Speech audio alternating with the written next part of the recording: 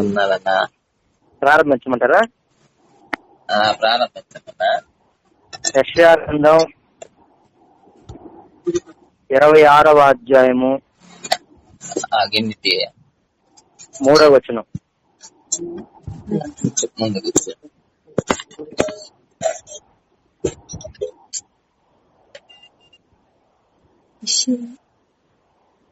యెషయా గ్రంథం 26వ అధ్యాయం 3వ వచనం. ఎవని మనస్సు నీ మీద ఆనుకొనునో వానిని నీవు పూర్ణ శాంతి గలవానిగా కాపాడుదు.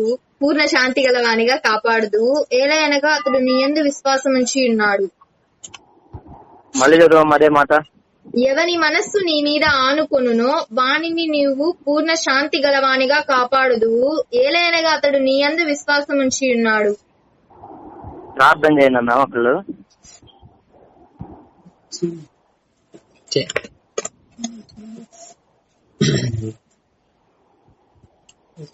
పరిశుద్ధ తండ్రి, ప్రేమ గల ప్రభువా, జీవం గల తండ్రి, కనికరం గల ప్రభువా, మహోన్నతుల దేవా, సర్వశక్తి గల దేవానికి స్తుతులు స్తోత్రం చెల్లిస్తున్నాను ప్రభువా. ఇంతవరకు నాయన మమ్మల్ని కాచి కాపాడి సజీవులకు ఉంచి నా ప్రభువా, ఈ సమయంలో నాయన నీ సన్నిధిలో మేము నీ బిడ్డలుగా చేరి దేవా నా తండ్రి నీ వాక్యాన్ని, నీ జీవ వాక్యాన్ని మేము వినడానికి మాకు చిన్న సమయాన్ని బట్టి మీకు స్తోత్రం చెల్లిస్తున్నాను ప్రభా. ఇది నా తండ్రి, నా ప్రభువా, నీ దాసు నా ప్రభు నీ వాక్యాన్ని నాయన చెప్తుండగా నాయన మీరు తోడుగా ఉండము నా తండ్రి. ఆయన దాసు సిలువ చోట మరుగు చేసుకొని మీరు మాతో మాట్లాడమని ప్రార్థిస్తున్నాను దేవా. కనికరించము, నీ సన్నిధి మాకు తోడుగా ఉంచమని ప్రార్థిస్తున్నాను తండ్రి. దేవా నా తండ్రి, మేము వాక్యాన్ని విని హృదయంలో భద్రపరుచుకొని ఆత్మీయంగా బలపడటానికి నా కృపను అనుగ్రహించమని ప్రార్థిస్తూ మనల్ని దీవించమని నా ప్రభునే యేసుక్రీస్తు బతి అడిగి వేడుకుంటున్నా తండ్రి. ఆమేన్.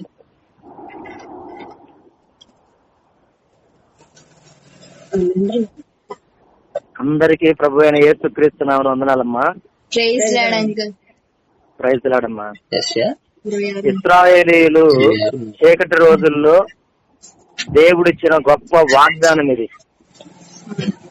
ఎవని మనసు నీ మీద ఆనుకొనునో వానిని నీవు పూర్ణ శాంతి గలవానిగా కాపాడుదువు. ఏలయనగా అతడు నీ యందు విశ్వాసం ఉంచి ఉన్నాడు. చాలా గొప్ప వాగ్దానం. ఇశ్రాయేలు భయంకరమైన రోజులు, చీకటి రోజుల్లో తన జనులకు దేవుడిచ్చిన గొప్ప వాగ్దానం. సందేహాలు, భయాలు, బాధల్లో దేవుని మీద మనం ఆధారపడాలని ఈ వాక్యం మనకు చెప్తా ఉంది. నీలి మబ్బులు ఎన్ని కమ్ముకున్నా దాని వెనకాల నీతి సూర్యుడు ఉంటాడు. సమాజంలో సమాధానం, అంతరంగంలో సమాధానం. యెషయా గ్రంథం 9:6 ప్రకారం ఆశ్చర్యకరుడు, ఆలోచనకర్త, బలవంతుడైన దేవుడు, నిత్యుడగు తండ్రి, సమాధానకర్త అయిన అధిపతి అనే ఆయనకు పేరు పెట్టబడును. సమాధానకర్త. పూర్ణ శాంతి అనే మాట, శాంతి అనగా సమాధానం. దీనికి పర్యాయ పదాలు క్షేమము, నిమ్మలము, నెమ్మది, శాంతి, ఇవన్నీ పర్యాయ పదాలు. ఇది దేవుడు తన బిడ్డలకిచ్చిన గొప్ప వాగ్దానం. దేవుడు తన బిడ్డలకిచ్చిన గొప్ప ఆశీర్వాదం ఈ వచనం. ఎవని మనసు నీ మీద ఆనుకొనునో వానిని నీవు పూర్ణ శాంతి గలవానిగా కాపాడుదువు.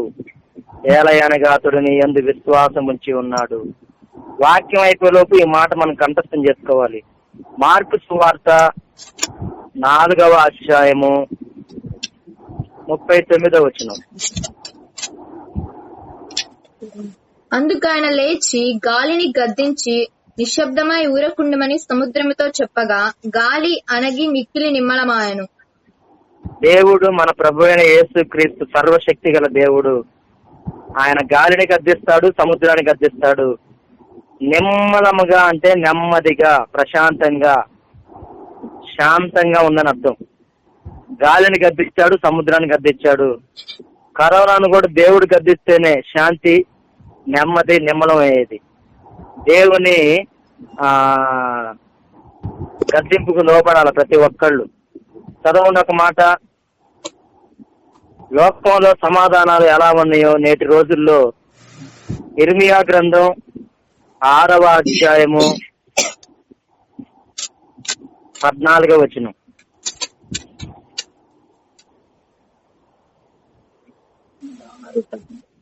సమాధానం లేని సమయమున సమాధానమని చెప్పుచు నా ప్రజలకున్న గాయమును పైపైన మాత్రమే బాగు చేయుదురు. సమాధానము లేని సమయమున సమాధానమని చెప్పుతూ నా ప్రజలకున్న గాయమును పైపైన మాత్రమే బాగు చేయుదురు. సమాధానం లేని రోజుల్లో సమాధానంగా ఉన్నామని భ్రమలో ఉన్నారు నేటి మానవులంతా. సామెతల గ్రంథం 14వ అధ్యాయం 13వ వచనం చదవండి.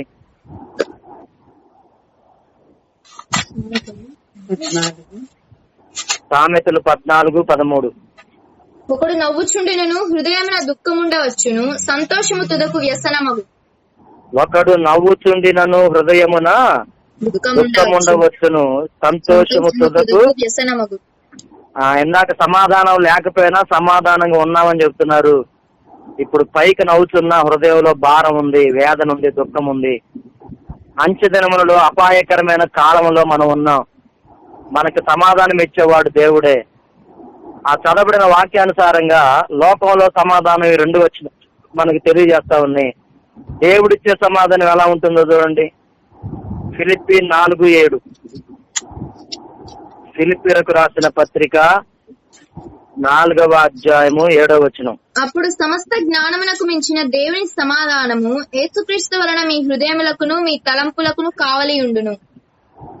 ఇక్కడ దేవుడిచ్చే సమాధానం డబుల్ పీస్, రెండంతల సమాధానం.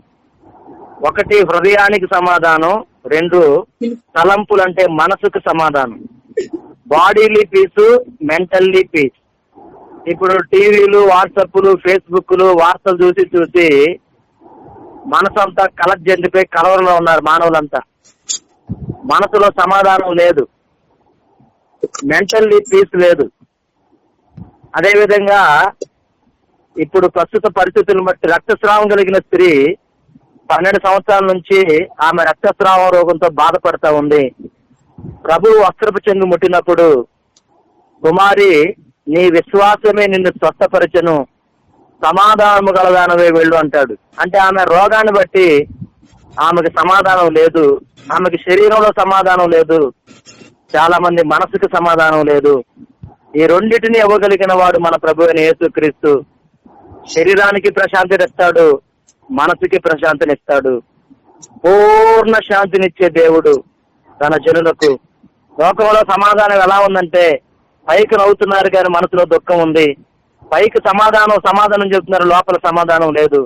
కానీ మన ప్రభు అయిన యేసుక్రీస్తు ఇచ్చే సమాధానం అది హృదయానికి, తలంపులకు, రొంటికి అది డబుల్ పీసు, రెండంతల సమాధానం దేవుడిస్తాడు.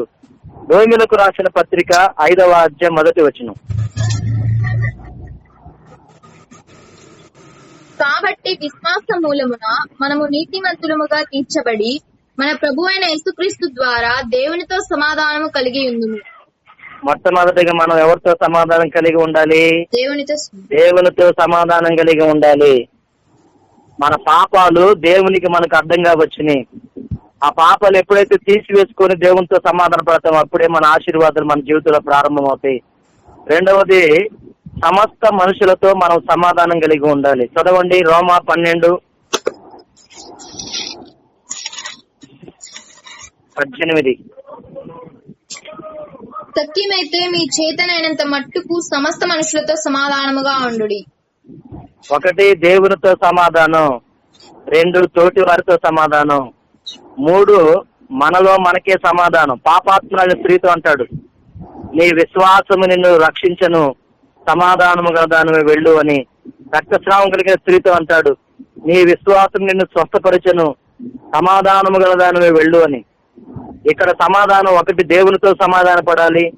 రెండు, సహోదరులతో, తోటి వారితో సమాధాన పడాలి. మూడు, మనలో మనమే సమాధానం కలిగి ఉండాలి. దేవుడిచ్చే సమాధానం రెండంతల సమాధానం, అది హృదయాలకు, మనసుకు సమాధానం. అదేవిధంగా మనం చదువుకున్న మాటలో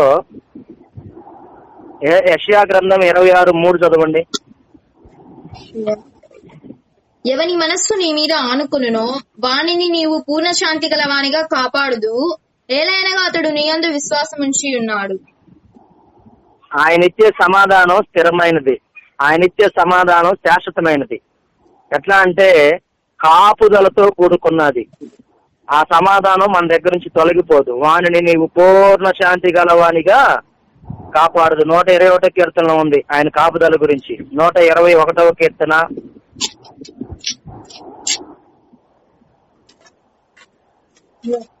3వ వచనం. ఆయన నీ పాదము 3 నుంచి ఎవరిదా చదువమ్మా. ఆయన నీ పాదము తొట్రిల్లనీయడు, నిన్ను కాపాడువాడు కునుకడు. ఇశ్రాయేలును కాపాడువాడు కునుకడు, నిద్రపోడు. యెహోవాయే నిన్ను కాపాడువాడు. నీ కుడి ప్రక్కన యెహోవా నీకు నీడగా ఉండును. పగలు ఎండ దెబ్బైనను నీకు తగులదు, రాత్రి వెన్నెల దెబ్బైనను నీకు తగులదు. ఏ అపాయమును రాకుండా యెహోవా నిన్ను కాపాడును.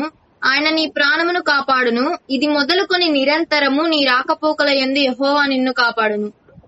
కాపాడే దేవుడు మన ప్రభు అయిన యేసుక్రీస్తు. ఇప్పుడు ఆ మూలవాక్యంలో 3 రకాలు ఉన్నాయి. ఒకటి, సమాధానం లేకపోయినా సమాధానం అన్నట్టున్నారు జనం. రెండవది, రెండింతల సమాధానం హృదయానికి మనసుకి. మూడవది, కాపుదలతో కూడిన సమాధానం. మరొకసారి ఈ మాట మనం చదువుకుందాం. యెషయా గ్రంథం మనం 26వ అధ్యాయం 3వ వచనం కంఠస్థం అవ్వాలి, నోటెడ్ అవ్వాలి. ఎవని మనస్సు నీ మీద ఆనుకును వానిని నీవు పూర్ణ శాంతి గలవానిగా కాపాడుదువు. ఏలైనగా అతడు నీ యందు విశ్వాసం ఉంచి ఉన్నాడు. చూడకుండా చెప్పాల మాట. ఎవని మనస్సు నీ మీద ఆనుకును వానిని పూర్ణ శాంతి గలవానిగా కాపాడుదువు. ఏలయనగా అతడు నీ యందు విశ్వాసం ఉంచి ఉన్నాడు. పూర్ణ శాంతి అంటే ఇంగ్లీష్ లో ఏమనుందంటే పర్ఫెక్ట్ పీస్ అని ఉంది. పూర్ణ శాంతి, పూర్ణ సమాధానం. మరి ఇక్కడ వాక్యం చదువుకున్నాం. ఈ సమాధానం ఎలా కలుగుతుంది, ఎలా వస్తుంది మనకి? ఒక 7 మాటలు చెప్తాను. మొట్టమొదటి మాట, ఈ సమాధానం మనకు ఎలా కలుగుతుందో ఫిలిప్పీలకు రాసిన పత్రిక 4వ అధ్యాయము 7వ వచనం. అప్పుడు సమస్త జ్ఞానమునకు మించిన దేవుని సమాధానము యేసుక్రీస్తు వలన మీ హృదయములకును మీ తలంపులకును కావలియుండును. ఈ చదువుకున్న మనం జాగ్రత్తగా ఆలోచిద్దాం. సమస్త జ్ఞానమునకు మించిన దేవుని సమాధానం యేసుక్రీస్తు వలన. సమాధానం, పూర్ణ శాంతి, కాపుదల మనకి ఎవరి ద్వారా వచ్చిందంటే మొట్టమొదటి మాట యేసుక్రీస్తు వలన. ఈ సమాధానం ఎవరి ద్వారా వస్తుందమ్మా? అందరూ చెప్పండి. యేసుక్రీస్తు వలన. ఆయనే సమాధానకర్త, ఆయన ద్వారా సమాధానం.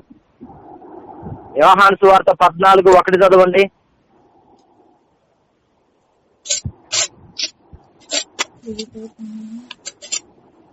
మీ హృదయమును కలవరపడనీయకుడి, దేవుని యందు విశ్వాసముంచుచున్నారు, నా యందును విశ్వాసముంచుడి.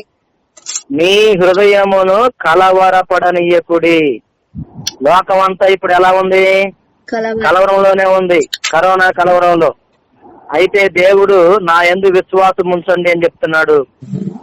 మనం చదువుకున్న వాక్య భాగం దానికి సరైన ఉదాహరణ. ఎవని మనసు నీ మీద అనుకొనును వానిని పూర్ణ శాంతి గలవానిగా కాపాడుదు. ఏలయనగా అతడు నీ యందు విశ్వాసం ఉంచి ఉన్నాడు. మొట్టమొదటి ఉదాహరణ, ఈ పూర్ణ శాంతి ఎవరి వలన కలుగుతుంది? యేసు క్రీస్తు వలన. రెండవ మాట చూడండి, గలతీలకు రాసిన పత్రిక 5వ అధ్యాయము 22వ వచనం. అయితే ఆత్మఫలమేమనగా ప్రేమ, సంతోషము, సమాధానము, దీర్ఘశాంతము, దయాళుత్వము, మంచితనము, విశ్వాసము, సాత్వికము, ఆశానిగ్రహము. ఆత్మ ఫలమేమనగా అంటే అక్కడ ఆత్మ అనే పదం పెద్ద అక్షరాలతో గాని మనకి బైబిల్లో కనబడితే 4 అక్షరాలతో పరిశుద్ధాత్మ దేవునికి సూచన. ప్రేమ, సంతోషము, సమాధానము, దీర్ఘశాంతము, దయాళుత్వము, మంచితనము, విశ్వాసము, సాత్వికము, ఆశానిగ్రహం. దీంట్లో సమాధానం కూడా పరిశుద్ధాత్మ దేవుని వలన మాత్రమే కలుగుతుంది. పరిశుద్ధాత్మ దేవుడు మనలోకి ఎలా వస్తాడు? అపోస్తుల కార్యముల గ్రంథం 2వ అధ్యాయము 38వ వచనం.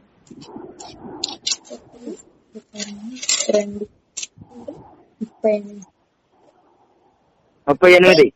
పేతురు, మీరు మారు మనస్సు పొంది పాపక్షమాపణ నిమిత్తము ప్రతివాడు యేసుక్రీస్తు నామమున బాప్తిస్మము పొందుడి, అప్పుడు మీరు పరిశుద్ధాత్మ అను వరము పొందుదురు. సమాధానం ఎవరు అనగలుగుతుంది? రెండవ మాట యేసుక్రీస్తు పరిశుద్ధాత్మ దేవుని వలన.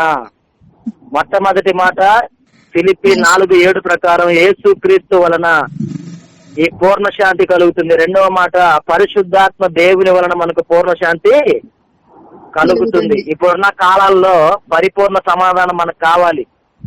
మూడవది పూర్ణ శాంతి ఎవరి ద్వారా కలుగుతుందో చూడండి. 119వ కీర్తన 50వ వచనం.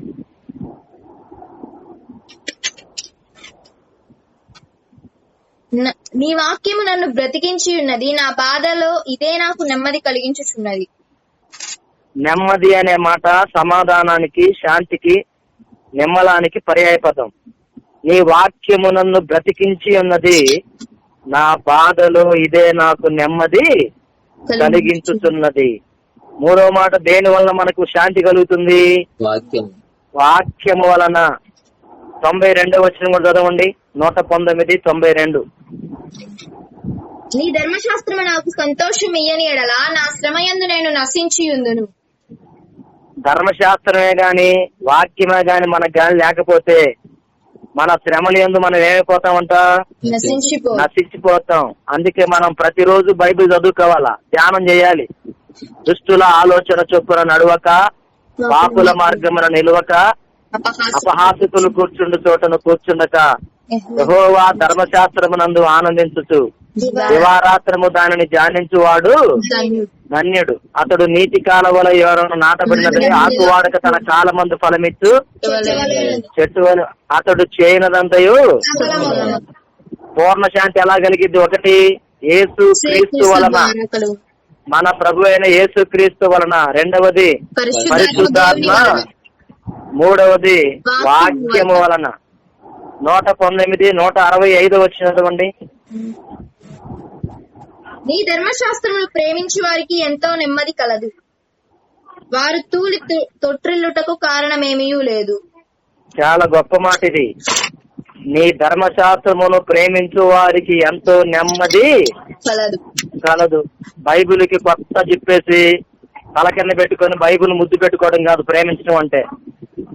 బాగా చదివే పిల్లల బైబిల్ మార్చిపోద్దంట, పేజీలు కూడా మార్చిపోతాయి. నా బైబిల్ వీడు ఎంత కొత్తగా ఉందా అంటారు కొంతమంది, అంటే ఎప్పుడు చదవరాళ్ళు. కాబట్టి ప్రతిరోజు మనం బైబిల్ చదవాలి. వాక్యమే మనకు సమాధానం ఇచ్చేది, వాక్యమే మనల్ని ధైర్యపరిచేది, వాక్యమే మనల్ని బలపరిచేది. నీ ధర్మశాస్త్రమును ప్రేమించు వారికి ఎంతో నెమ్మది కలదు. నీ ధర్మశాస్త్రము నాకు సంతోషం మీరడలా, నా శ్రమయందు నేను నశించి ఉందును. పూర్ణ శాంతి మనకి ఎలా కలుగుతుంది? ఒకటి యేసు, మన ప్రభు అయిన యేసు క్రీస్తు వలన మాత్రమే. రెండవది పరిశుద్ధాత్మ దేవుని వలన. మూడవది వాక్యము వలన. నాలుగవది చూడండి, లేవీకాండం 26వ అధ్యాయము 3వ వచనం. మీరు నా కట్టడలను బట్టి నడుచుకొని నా ఆజ్ఞలను ఆచరించి వాటిని అనుసరించి ప్రవర్తించిన ఎడలా. మీ వర్షాకాలములలో మీకు వర్షం ఇచ్చెదను, మీ భూమి పంటలనిచ్చును, మీ పొలముల చెట్లు ఫలించును, మీ ద్రాక్ష పండ్ల కాలము వరకు మీ నూర్పు సాగుచుండును. మీరు తృప్తిగా భుజించి మీ దేశంలో నిర్భయముగా నివసించెదరు. ఆ దేశంలో నేను మీకు క్షేమము కలుగజేసెదను. మీరు పండుకొనున్నప్పుడు ఎవడనూ మిమ్మల్ని భయపెట్టడు. ఆ దేశంలో దుష్ట మృగములు లేకుండా చేసేదను. మీ దేశంలోనికి ఖడ్గము రాదు. ఇశ్రాయేలుకి దేవుడిచ్చిన వాగ్దానం లేవీకాండంలో, ఈ వాక్యం వాళ్ళకి ఇప్పుడు కూడా నెరవేరింది. కరోనాను జయించిన మొట్టమొదటి దేశం ఇజ్రాయెల్ దేశం. యెరూషలేమా నిన్ను ప్రేమించు వారు వర్ధిల్లుదురు. దేవుని బిడ్డలమైన మనం ఇజ్రాయెల్ దేశాన్ని ప్రేమించాలా, ఇజ్రాయెల్ క్షేమం కొరకు ప్రార్థన చేయాలా. యెరూషలేము క్షేమమే మన క్షేమం అన్నాడు దేవుడు. ఇజ్రాయెల్ ఇప్పుడు మాస్కులు వేసుకోవాల్సిన అవసరం కూడా లేదని ఇజ్రాయెల్ ప్రధాని బెంజమిన్ నెతన్యాహు చెప్పాడు.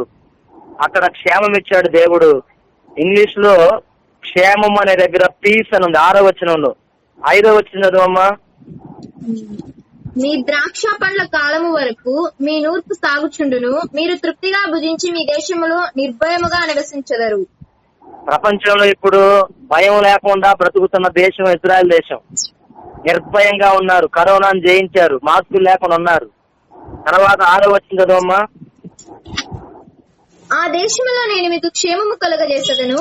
మీరు క్షేమం అనే మాట ఇంగ్లీష్ లో పీస్ అని ఉంది. అంటే పూర్ణ శాంతి, సమాధానం, క్షేమం, నెమ్మది, నిమ్మలం, ఇవన్నీ పర్యాయ పదాలు. అయితే ఆనాడు తన బిడ్డలైన ఇశ్రాయేలుకి ఇచ్చాడు. ఈనాడు తన బిడ్డలైన మనకు కూడా దేవుడి వాగ్దానం ఇచ్చాడు. నమ్ముట నీ వలనైతే నమ్మువానికి సమస్తమును సాధ్యమే. మరి ఈ క్షేమం నిర్భయంగా మనం నిద్రపోవాలంటే 3వ వచనంలో మనకు ఒక కండిషన్ ఉంది, మనం పాటించాల్సింది. ఏం చేయాలా? 1, నా కట్టడలను బట్టి నడుచుకొని నా ఆజ్ఞలను ఆచరించి వాటిని అనుసరించి ప్రవర్తించిన ఎడలా. ఆయన ఆజ్ఞల్ని ఆచరించి అనుసరించాలంట. అంటే ఆజ్ఞలు పాత నిబంధనలో 10 ఉన్నాయి, కొత్త నిబంధనలు కొన్ని ముఖ్యమైన ఆజ్ఞలు ఉన్నాయి. చాలా సార్లు నేను చెప్పాను, ఫాస్ట్ గా చెప్తాను, జాగ్రత్తగా. 1 ప్రధానమైన ఆజ్ఞ ఏంటంటే పూర్ణ మనసుతో యేసు ప్రభువుని ప్రేమించాలి. ముఖ్యమైన ఆజ్ఞ ఏంటంటే నిన్ను వలన పొరుగు వారిని ప్రేమించాలి. చదవండి మార్కు సువార్త 12వ అధ్యాయము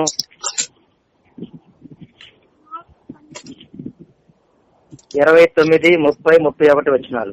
అందుకు యేసు ప్రధానమైనది ఏదనగా, ఓ ఇశ్రాయేలు వినుము, మన దేవుడైన ప్రభువు అద్వితీయ ప్రభువు. నీవు నీ పూర్ణ హృదయముతోనూ, నీ పూర్ణాత్మతోనూ, నీ పూర్ణ వివేకముతోనూ, నీ పూర్ణ బలముతోనూ నీ దేవుడైన ప్రభువును ప్రేమింపవలననేది ప్రధానమైన ఆజ్ఞ. 2వది, నీవు నిన్ను వలె నీ పొరుగు వారిని ప్రేమింపవలననేది 2వ ఆజ్ఞ. వీటికంటే ముఖ్యమైన ఆజ్ఞ మరేదియూ లేదని అతనితో చెప్పెను. ఇక్కడ 2 ఆజ్ఞలు అయిపోయినాయి. 1 దేవుని ప్రేమించాలి, 2వది పొరుగు వారిని ప్రేమించాలి. 3వది చూడండి, ఎఫెసీయులకు రాసిన పత్రిక 6వ అధ్యాయము.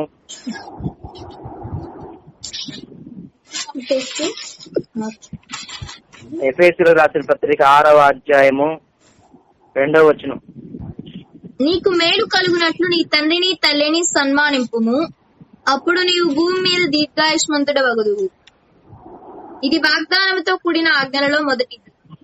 3వది ఏం చేయాలా? తండ్రిని తల్లిని సన్మానించుట,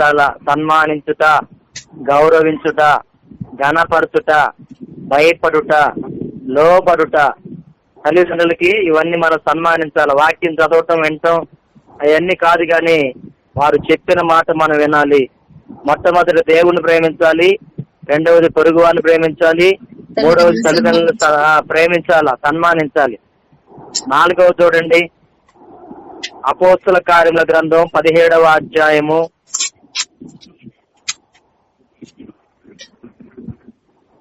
30వ వచనం. 30. ఆ అజ్ఞాన కాలములను దేవుడు చూచి చూడనట్టుగా ఉండెను. ఇప్పుడైతే అంతటను అందరూ మారు మనస్సు పొందవలనని మనుషులకు ఆజ్ఞాపించుచున్నాడు. ఏంటంటే ఆజ్ఞ? మారు మనస్సు పొందటం ఆజ్ఞ. 4వది ఇది. 5వది చూడండి, అపోస్తల కార్యముల గ్రంథం 10వ అధ్యాయం 48వ వచనం. యేసుక్రీస్తు నామమందు వారు బాప్తిస్మము పొందవలనని ఆజ్ఞాపించెను. తరువాత కొన్ని దినములు తమ యొద్ద ఉండుమని వారిని వేడుకొనిరి. ఇది బాప్తిస్మం పొందటం కూడా ఏంటి? ఆజ్ఞ. ఇప్పుడు ఎన్ని చెప్పాను ఆజ్ఞలు? 5 చెప్పా. దేవుణ్ణి ప్రేమించాలి, పొరుగు వారిని ప్రేమించాలి, తల్లిదండ్రులు ప్రేమించాలి, మారు మనసు పొందాలి, బాప్తిసం తీసుకోవాలి. 6వది చూడండి, మార్కు సువార్త 1వ అధ్యాయము 44వ వచనం. కానీ నీవు వెళ్లి వారికి సాక్షార్థమై నీ దేహమును యాజకునికి కనబరుచుకొని నీవు శుద్ధుడమైనందున మోషే నియమించిన కానుకలను సమర్పించుమని వానికి ఖండితముగా ఆజ్ఞాపించి వెంటనే వారిని పంపివేసెను. కానుక వేయటం, మందిరంలో కానుక వేయటం కూడా ఏంటి? ఆజ్ఞ. చివరిది చూడండి, ఇంకా ఉన్నాయి కానీ, యోహాను సువార్త 13:34. మీరు ఒకరినొకరు ప్రేమింపవలనని మీకు క్రొత్త ఆజ్ఞ ఇచ్చుచున్నాను. నేను మిమ్మల్ని ప్రేమించినట్టే మీరును ఒకరినొకరు ప్రేమింపవలను. ఏంటంటే క్రొత్త ఆజ్ఞ? ఒకరినొకరు ప్రేమించాలి. చదవటం కాదు కానీ చేసి చూపించాలి. మనం యేసు ప్రభుని చూపించాలా, క్రియల్లో చూపించాలి. మనం వాక్యానికి లోపడాలి. ఇప్పటికి ఇవన్నీ 7 చెప్పే ఉదాహరణ కోసం మనం వీటిని ప్రవర్తిస్తే, వీటిని అనుసరించి కానీ ప్రవర్తిస్తే నువ్వు భయపడవు, నువ్వు క్షేమంగా ఉంటావు, నువ్వు మనశ్శాంతిగా ఉంటావు, నువ్వు ప్రశాంతంగా ఉంటావు, నిమ్మలంగా ఉంటావు, నెమ్మదిగా ఉంటావు, పూర్ణ శాంతి కలిగి ఉంటావు. అంటే ఇప్పుడు మీకు ఈ పూర్ణ శాంతి ఎలా కలుగుతుందో 4 మాటలు చెప్పా. 1, మన ప్రభు అయిన యేసు క్రీస్తు వలన పూర్ణ శాంతి. 2వది పరిశుద్ధాత్మ దేవుని వలన పూర్ణ శాంతి. 3వది వాక్యం వలన పూర్ణ శాంతి. 4వది విధేయత వలన పూర్ణ శాంతి. విధేయత అంటే చెప్పింది చెయ్యటమే. రాతి బాణాలను నీళ్లతో నింపుడి అన్నాడు, నింపారు, అద్భుతాన్ని చూశారు. మనం కూడా దేవుని మాట, దైవ సేవకుల మాట, తల్లిదండ్రుల మాట, పెద్దల మాట వినాలా. అదే విధేయత. ఒకసారి చెప్పండి, పూర్ణ శాంతి ఎలా కలుగుతుంది? దేవుని వలన, యేసుక్రీస్తు ద్వారా. 2, పరిశుద్ధాత్మ దేవుని వలన పూర్ణ శాంతి. 3, వాక్యము వలన పూర్ణ శాంతి. 4, విధేయత వలన. విధేయత అన్ని ఆశీర్వాదాలకు మూలం. చాలా విలువైన పదం. 5వ చూడండి, ఫిలిప్పీలకు రాసిన పత్రిక 4వ అధ్యాయము 4 నుంచి 7 దాకా చదవండి. ఎల్లప్పుడూ ప్రభువునందు ఆనందించుడి, మరలా చెప్పుదును ఆనందించుడి. మీ సహనమును సకల జనులకు తెలియబడనీయుడి. ప్రభు సమీపముగా ఉన్నాడు. చాలమ్మా. ఎల్లప్పుడూ ప్రభువునందు ఆనందించుడి. కరోనా సమయంలో కూడా మనం ఏం చేయాలా? ప్రభువునందు ఆనందించాలా. కలవరాన్ని తీసివేస్తాడు. ప్రార్థన చేద్దాం, మనం దేవుని మీద ఆధారపడదాం. 6వ వచ్చి చదువమ్మా. దేనిని గూర్చి చింతపడకుడి గాని ప్రతి విషయములోను ప్రార్థన విజ్ఞాపనముల చేత కృతజ్ఞతా పూర్వకముగా మీ విన్నపములు దేవునికి తెలియజేయుడి. అప్పుడు సమస్త జ్ఞానమునకు మించిన దేవుని సమాధానము యేసుక్రీస్తు వలన మీ హృదయములకును మీ తలంపులకును కావలి ఉండును. అప్పుడు అంటే ఎప్పుడు? ఏం చేసినప్పుడు? 6వ వచనంలో ఉంది మనం చేయాల్సింది 3 పనులు ఉన్నాయి. ప్రతి విషయంలో ప్రార్థన. 1 ప్రార్థన, 2వది విజ్ఞాపన, 3వది కృతజ్ఞత. ప్రార్థన అంటే రకరకాలు ఉన్నాయి ఏమా. మన కోసం మనం చేసుకునేది కూడా ప్రార్థనే. మనం ఇతరుల కోసం చేసేది విజ్ఞాపన. మనం కృతజ్ఞత కలిగి ఉంటాం అంటే దేవుని కృతజ్ఞత కలిగి ఉండాలా, స్తుతులు చెల్లించాలి. ఈ రోజు మనం సజీవంగా ఉన్నామంటే అది దేవుని ఉచితమైన కృప. అందుని బట్టి నీకు స్తోత్రాలు. అది కృతజ్ఞత. ప్రార్థన ద్వారా కాపుదల. చదవనొక మాట. మొట్టమొదటి 5వ మాట ఏంటంటే ప్రార్థన వల్ల మనకు కాపుదల. ఆ మాట చదవండి. యోబు గ్రంథం 1వ అధ్యాయం 5వ వచనం. వారి వారి విందు దినములు పూర్తి కాగా యోబు తన కుమారులు పాపము చేసి తమ హృదయములలో దేవుని దూషించిరేమో అని వారిని పిలువనంపించి వారిని పవిత్రపరిచి అరుణోదయమున లేచి వారిలో ఒక్కొక్కరి నిమిత్తమై దహన బలి నర్పించుచు వచ్చెను. యోబు నిత్యము అలాగున చేయుచుండెను. 10వ వచనం. నీవు అతనికిని అతని ఇంటి వారికిని అతనికి కలిగిన సమస్తమునకును చుట్టూ కంచె వేసితివి గదా. నీవు అతని చేతి పనిని దీవించుచుండుట చేత అతని ఆస్తి దేశంలో బహుగా విస్తరించి ఉన్నది. 9వ వచనం చదవండి. అని అడుగగా అపవాది యోబు ఊరకయే దేవుని యందు భయభక్తులు కలవాడాయన. చాలమ్మా.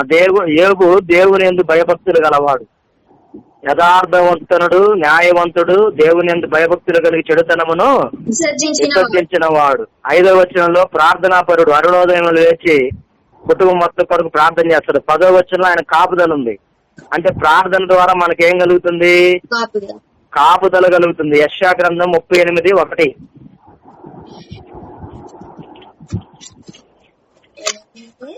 ఆ దినములలో హిజ్కియాకు మరణకరమైన రోగము కలుగగా ప్రవక్తయు ఆమోజు కుమారుడునైన యెషయా అతని యొద్దకు వచ్చి, నీవు మరణమవుచున్నావు, బ్రతుకవు గనుక నీవు నీ ఇల్లు చక్కబెట్టుకొనమని యెహోవా సెలవిచ్చుచున్నాడని చెప్పగా.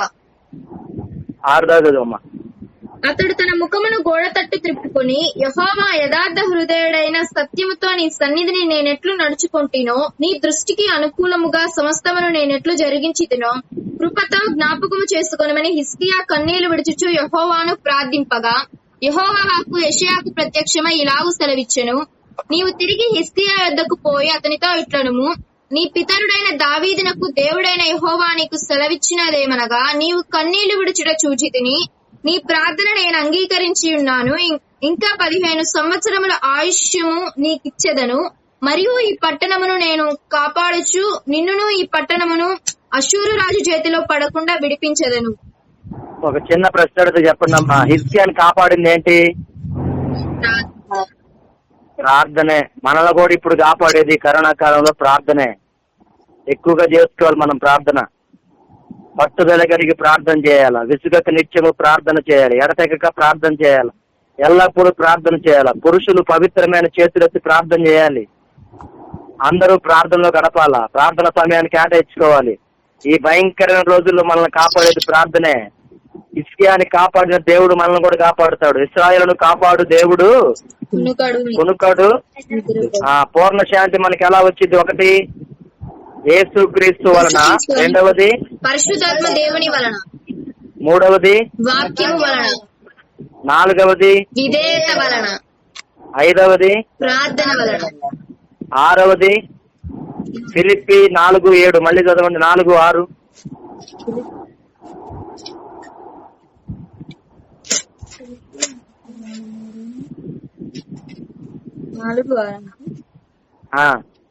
దేనిని గూర్చియు చింతపడకుడి గాని ప్రతి విషయములోను ప్రార్థన విజ్ఞాపనముల చేత కృతజ్ఞతా పూర్వకముగా మీ విన్నపములు దేవునికి తెలియజేయుడి.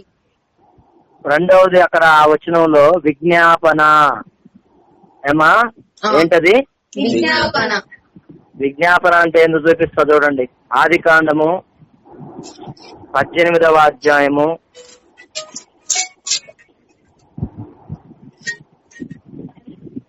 23 నుంచి చివరి దాకా చదువమ్మా. అప్పుడు అబ్రహాము సమీపించి ఇట్లనెను, దుష్టులతో కూడా నీతిమంతులను నాశనము చేయుదువా?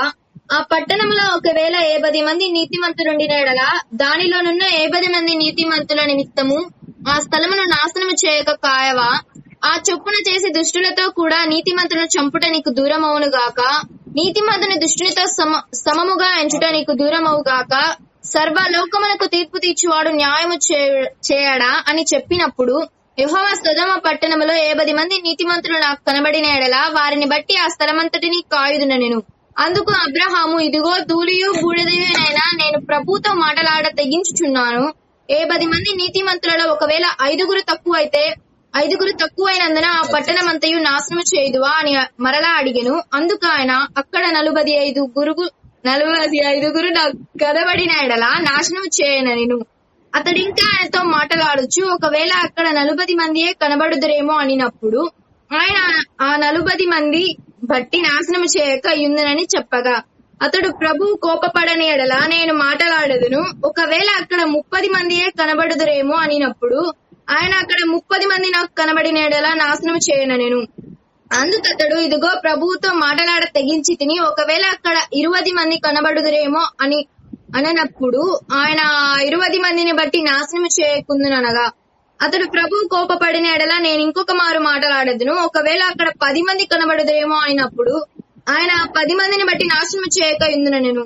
యెహోవా అబ్రహాముతో మాటలాడుట చాలించి వెళ్లిపోయాను. అబ్రహాము తన ఇంటికి తిరిగి వెళ్ళెను.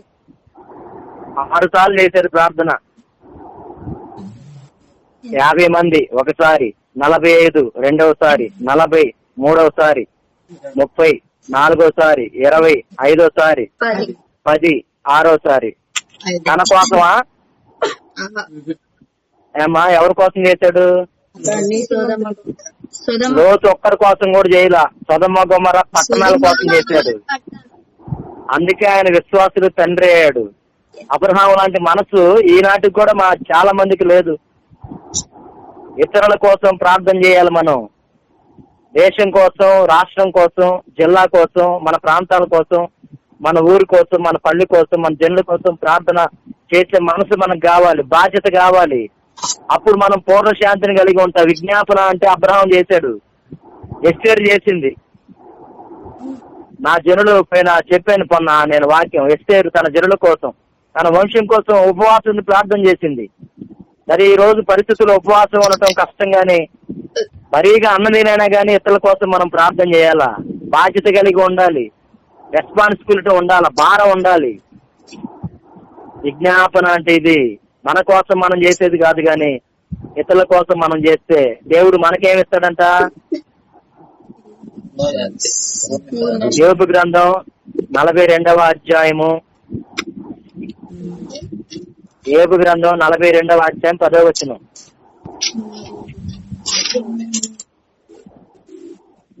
మరియు యోబు తన స్నేహితుల నిమిత్తము ప్రార్థన చేసినప్పుడు యెహోవా అతని క్షేమ స్థితిని మరలా అతనికి దయచేసెను. మరియు యోబునకు పూర్వము కలిగిన దానికంటే రెండంతల అధికముగా యెహోవా అతనికి దయచేసెను.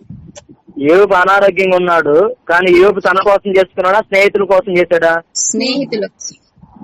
యోబు స్నేహితుల కోసం ప్రార్థన చేస్తే యెహోవా అతని క్షేమ స్థితిని అతనికి మరలా దయచేసెను. యోబునకు పూర్వము కలిగిన దానికంటే రెండంతల అధికముగా అతనికి. అంటే విజ్ఞాపన ప్రార్థన అంటే చాలా గొప్పది. మనం చేయాలా, ప్రార్థన చేయాలా. ప్రార్థన మన కోసం, మన కుటుంబం కోసం, సంఘం కోసం చేయాలి. అదేవిధంగా అందరి కోసం మనం ప్రార్థన చేయాలా. అది మన బాధ్యత. విశ్వాసులుగా, క్రైస్తవులుగా, దేవుని బిడ్డలుగా దేవుడు మనకిచ్చిన గొప్ప బాధ్యత. పూర్ణ శాంతి కావాలంటే ఇప్పటికి 6 మాటలు చెప్పా. ఎలా వస్తుంది మనకి పూర్ణ శాంతి? యేసుక్రీస్తు ద్వారా వలన. రెండోది పరిశుద్ధాత్మ దేవుని వలన. 3 వాక్యము వలన. 4 విధేయత వలన, ప్రార్థన వలన. 6ది విజ్ఞాపన ప్రార్థన. 7వ చూడండి అక్కడే, ఫిలిప్పి 4:6.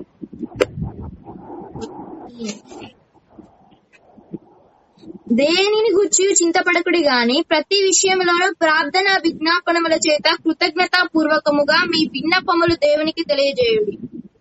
కృతజ్ఞతా పూర్వకంగా. 10 మంది కుష్ఠరోగులు ప్రభు దగ్గరకు వచ్చారు. ఒక్కడే తిరిగి వచ్చాడు ప్రభు దగ్గరికి. మిగతా 9 మంది ఎక్కడ అని చెప్పేసి అంటాడు. లూకాసు వార్త 17వ అధ్యాయము, లూకాసు వార్త 17వ అధ్యాయం 15వ వచనం. వారిలో ఒకడు తనకు స్వస్థత కలుగుట చూచి గొప్ప శబ్దముతో దేవుని మహిమపరచుచు తిరిగి వచ్చి ఆయనకు కృతజ్ఞతాస్తుతులు చెల్లించుచు ఆయన పాదముల యొద్ద సాగిలపడెను. వాడు సమరయుడు. అందుకు యేసు, 10 మంది శుద్ధులైరి కారా, 90 ఎక్కడా? ఈ అన్యుడు తప్ప దేవుని మహిమపరచుటకు తిరిగి వచ్చిన వాడెవడును అగుపడలేదా అని చెప్పి, నీవు లేచి పొమ్ము, నీ విశ్వాసము నిన్ను స్వస్థపరచని వానితో చెప్పెను. దేవుని మహిమపరచడం అంటే స్తుతించటమే. స్తుతించడం అంటే కృతజ్ఞత కలిగి ఉండటమే. కృతజ్ఞత స్తుతులు తెలియజేయాలా. ఒక్కడు తెలియజేశాడు, మిగతా 9 మందికి లేదు ఆ బుద్ధి. వాళ్ళకి దేవుడిచ్చే స్వస్థత కావాలి, కానీ దేవుడిని కనపరచడం, ఆరాధించడం వాళ్ళకి అవసరం లేదు. ఈ ఒక్కడికి కృతజ్ఞత ఉంది. దావీదు కూడా కృతజ్ఞత కలిగిన వాడే. 103వ కీర్తన 1 నుంచి 3 వచనాలు చూడకుండా చెప్పొచ్చు. నా ప్రాణమా, నా అంతరంగమున సమస్తమా, నా ప్రాణమా యెహోవాను సన్నిధించుము. మరవకూడదు మనం. నరేంద్ర మోడీ గారు చిన్నమ్మ చనిపోయింది కరోనా వల్ల. సబ్బోహరి, మినిస్టర్లు, ఎమ్మెల్యేలు, సినిమా యాక్టర్లు, కోటీశ్వరులు చచ్చిపోతున్నారు. ఈ రోజు మనం ఇళ్లలో ఉండి క్షేమంగా ప్రార్థన చేసుకుంటున్నామంటే కేవలం దేవుని కరుణ, దేవుని కాపుదల. నేను ఎవరిని కరుణించునో వాడిని కరుణించునన్నాడు. ఆయన కొరకు మనం ప్రార్థన చేయాలి, కృతజ్ఞత కలిగి ఉండాలి. కొలస్సీలకు రాసిన పత్రిక 2వ అధ్యాయం 6వ వచనం. కావున మీరు ప్రభువైన క్రీస్తు యేసును అంగీకరించిన విధముగా ఆయన యందు వేరుపారిన వారై ఇంటి వలె కట్టబడచ్చు, మీరు నేర్చుకున్న ప్రకారముగా విశ్వాసమందు స్థిరపరచబడుచు, కృతజ్ఞతాస్తుతులు చెల్లించుట యందు విస్తరించుచు ఆయన యందుండి నడుచుకొనుడి. దేంట్లో విస్తరించారంటే వీళ్ళు కృతజ్ఞతాస్తుతులు చెల్లించుట యందు విస్తరించారు. ఆస్తుల్లో విస్తరిస్తారు, ఐశ్వర్యాల్లో విస్తరిస్తారు, పొలాల్లో విస్తరిస్తారు, రకరకాల విషయాల్లో విస్తరిస్తారు. కృతజ్ఞతాస్తుతుల్లో విస్తరించడం ఏంటి? ఏదన్నా గిఫ్ట్ తీసుకుంటే లాక్కొని వెళ్తారు తప్ప కనీసం గిఫ్ట్ ఇచ్చిన వాళ్ళకి థ్యాంక్స్ కూడా చెప్పరు జనం. కృతజ్ఞత బుద్ధి లేదు. దేవుడు ఎన్ని ఇచ్చాడు బహుమానాలు మనకి, ఆయనకి ఇంకెంత కృతజ్ఞత కలిగి ఉండాలా, ఎంతగా మనం దేవుడిని స్తుతించాలి, ఎంతగా మనం దేవుణ్ణి ఆరాధించాలి, ఎంతగా దేవునికి మనం కృతజ్ఞతలు తెలియజేయాలా. ఈ రోజుల్లో మనం క్షేమంగా ఉన్నామంటే దేవుని కృప, దేవుని కాపుదల, దేవుని కంచె, దేవుని భద్రత, క్షేమం. 7 మాటలు చెప్పా. ఇప్పుడు ఈ రోజు నాకు బాగా ఇష్టమైన మాట ఏంటంటే కృతజ్ఞత స్తుతులు చెల్లించడంలో విస్తరించాలా. నేర్చుకోండి. ఆ భక్తిని మనం పాటిద్దాం, అది అనుసరిద్దాం. మనం కృతజ్ఞతలు తెలియజేద్దాం, ఎక్కువగా చెల్లిద్దాం. మూలవాక్యం ఏంటి? ఎవని మనస్సు నీ మీద ఆనుకొనునో వారిని నీవు పూర్ణ శాంతి గలవానిగా కాపాడుదువు, ఏలైనగా అతడు నీ యందు విశ్వాసం ఉంచి ఉన్నాడు. అడుగుతున్నానని విసుక్కోవద్దు, బాధపడొద్దు. 7 మాటలు చెప్పా. పూర్ణ శాంతి ఎలా కలుగుతుంది? యేసుక్రీస్తు వలన కలుగుతుంది. 2 పరిశుద్ధాత్మ దేవుని వలన. 3 వాక్యము వలన. 4 విధేయత వలన. 5 ప్రార్థన వలన. 6 విజ్ఞాపన ప్రార్థన. 7 కృతజ్ఞతాస్తుతులు చెల్లించుట. అప్పుడు మనకి ఈ వాక్యం మన జీవితం నెరవేరుద్ది. యెషయా గ్రంథం చదవండి 26:3. ప్రార్థన చేసుకుందాం. ఎవని మనస్సు నీ మీద ఆనుకును వారిని నీవు పూర్ణ శాంతి గలవానిగా కాపాడుదువు, ఏలయనగా అతడు నీ యందు విశ్వాసం ఉంచి ఉన్నాడు. కంఠస్థం అయితే చూడకుండా చెప్తారు ఈ మాట. చెప్తాం. ఏమ్మా ట్రై చేయండి చెప్పడానికి. ఎవని మనస్సు నీ మీద ఆనుకొనును వారిని పూర్ణ శాంతి గలవానిగా ఏలయనగా నీ యందు విశ్వాసం ఉంచి ఉన్నాడు. ఈ వచనంలో మనం చేయాల్సిన 2 పనులు ఉన్నాయి, దేవుడు చేసే 2 పనులు ఉన్నాయి. ఏంటవి? మనము ఆయన మీద ఏమ్మా? ఆనుకుంటే మనసు దేవుని మీద అనుకో. ఒకటి దేవుని మీద ఆనుకోవాలి, రెండవది విశ్వాసం. విశ్వాసం. విశ్వాసం. గిద్యోనా చెప్పింది? ఎడ్విన్. మంచిదమ్మా.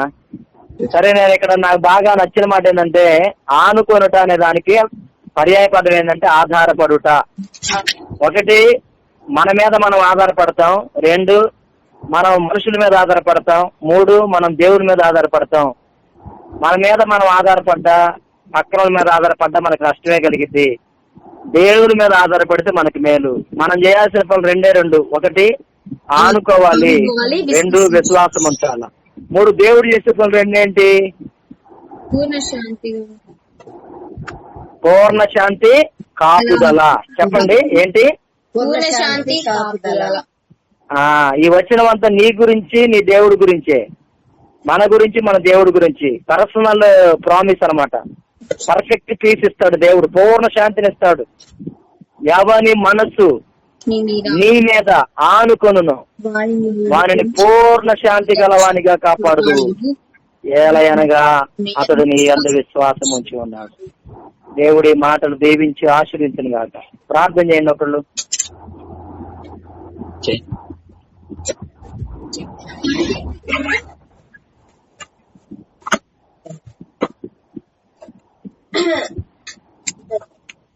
స్తోత్రం ప్రభావ, మీకు వందనాలు. పరిశుద్ధానికి స్తోత్రం నాయన, మహోన్నతరానికి స్తోత్రం. ఈ రాత్రి కాల సమయంలో నాయన తండ్రి అయ్యా, నాయన తల్లి ద్వారా అన్న ద్వారా నాయన మాకు అనుగ్రహించిన వర్తమానాన్ని బట్టి స్తోత్రాలు. అయ్యా, ఏమైనా మనసుని మీద ఆనుకున్న వారిని పూర్ణ శాంతి గలవానిగా చేస్తానంటున్నావు తండ్రి. అయ్యా, నీ యందు విశ్వాసం ఉంచడానికి నాయన తండ్రి, దేవా పూర్ణ శాంతి కలిగి ఉండడానికి నాయన నీ మీద ఆధారపడి బ్రతకడానికి మీరు మాకు అనుగ్రహించిన గొప్ప కృపను బట్టి స్తోత్రాలు. అయ్యా తండ్రి నీకు స్తోత్రాలు. స్తోత్రం నాయన. ఆయన యేసుక్రీస్తు వలన మీరు మాకు నాయన పూర్ణ శాంతి కలిగించలేడు. పరిశుద్ధాత్మ దేవుని వలన నాయన అయ్యా తండ్రి వాక్యం వలన నాయన తన బాధలు నెమ్మది కలిగించదని వాక్యం అంటున్నావు తండ్రి. అయానికి స్తోత్రం నాయన.